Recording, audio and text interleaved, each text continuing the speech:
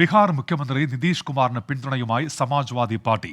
നിതീഷ് കുമാറിനെ ഇന്ത്യ സഖ്യത്തിന്റെ പ്രധാനമന്ത്രി മുഖം ആക്കണമെന്ന് SP നേതാവ് IP സിംഗ് ആവശ്യപ്പെട്ടു. രാജ്യത്തെ ന്യൂനപക്ഷ, ദളിത്, ആദിവാസി വിഭാഗങ്ങൾ നിതീഷ് കുമാറിനെ പ്രധാനമന്ത്രിയാക്കാൻ തീരുമാനിച്ചു എന്നാണ് IP സിംഗ് ഇപ്പോൾ വ്യക്തമാക്കുന്നത്. ബൽറാം നെടുങ്ങാടിയുണ്ട് ഇപ്പോൾ വാർത്തയുടെ വിശദാംശങ്ങളുമായി ഡൽഹിയിൽ നിന്ന്. ബൽറാം, ഈ ഇന്ത്യ സഖ്യത്തിന്റെ രണ്ടാം ഘട്ട സീറ്റ് വിഭജന ചർച്ചകൾ ആരംഭിക്കുക കൂടിയാണല്ലോ. അത്തരമൊരു പശ്ചാത്തലത്തിൽ കൂടിയാണ് ഇപ്പോൾ നിതീഷ് കുമാറിനെ മുഖമാക്കണമെന്നൊരു ആവശ്യം ഉയരുന്നത്. ഇത് ഏത് തരത്തിലായിരിക്കും ഒരു പ്രതിസന്ധിയായി മാറുക? എന്തൊക്കെയാണ് വിവരങ്ങൾ ബൽറാം?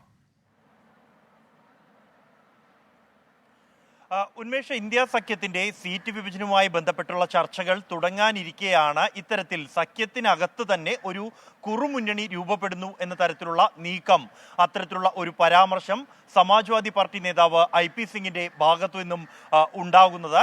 നിതീഷ് കുമാറിനെ പിന്തുണച്ചുകൊണ്ടാണ് സമാജ്വാദി പാർട്ടി നേതാവ് IP സിംഗ് രംഗത്ത് വന്നിരിക്കുന്നത്. നിതീഷ് കുമാറിനെ ഇന്ത്യ സഖ്യത്തിന്റെ പ്രധാനമന്ത്രിയാക്കണം എന്നാണ് ആവശ്യം. കാരണം രാജ്യത്തെ ന്യൂനപക്ഷ വിഭാഗം, ഒപ്പം തന്നെ ദളിത്, ആദിവാസി വിഭാഗങ്ങൾ, പിന്നോക്ക വിഭാഗങ്ങളെല്ലാം തന്നെ നിതീഷ് കുമാർ പ്രധാനമന്ത്രിയാകാൻ ആഗ്രഹിക്കുന്നു എന്നാണ് അദ്ദേഹം വ്യക്തമാക്കിയിരിക്കുന്നത്. ഇത്തരത്തിൽ സമാജ്വാദി പാർട്ടിയും കൂടാതെ നിതീഷ് കുമാറിന്റെ JDUവും ഒന്നിച്ച് സഖ്യത്തിലൊരു കുറുമുന്നണി പോലെ രൂപപ്പെടുകയും നിതീഷ് കുമാറിനെ പ്രധാനമന്ത്രിയാക്കണം എന്ന ആവശ്യം ഉന്നയിക്കുകയും ചെയ്യുക എന്നുള്ളത് ഇന്ത്യ സഖ്യത്തിലെ കോൺഗ്രസിനെയും മറ്റ് ഘടകകക്ഷികളെ പോലും അത്ഭുതപ്പെടുത്തിയിരിക്കുന്ന ഒരു നീക്കമായിരിക്കുന്നു. ഒപ്പം ഈ ആവശ്യം ഉന്നയിച്ചുകൊണ്ടുള്ള X സന്ദേശത്തിൽ അദ്ദേഹം നിതീഷ് കുമാറിനൊപ്പം അഖിലേഷ് യാദവ് ചേർന്ന് നിൽക്കുന്ന ഒരു ചിത്രവും പുറത്തുവിട്ടിട്ടുണ്ട്. കൂടാതെ ഇതിൽ ബീഹാർ പ്ലസ് ഉത്തർപ്രദേശ് സമം മോദി പുറത്തു പോകുക എന്നുള്ളതാണ് ചേർത്ത് വച്ചിരിക്കുന്ന ഒരു സമവാക്യം എന്നുള്ളത്.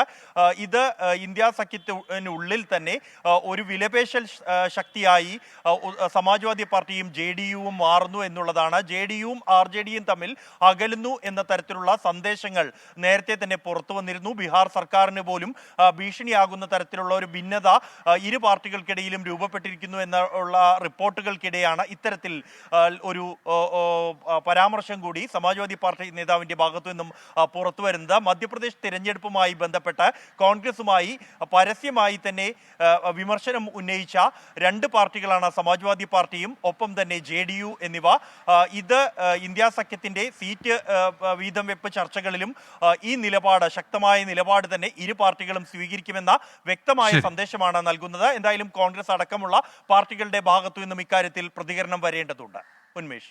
ശരി ബൽറാം. ബൽറാം നെടുങ്ങാടി, ഡൽഹിയിൽ നിന്ന്. 24 അഞ്ചിന്റെ വജ്രത്തിളക്കം.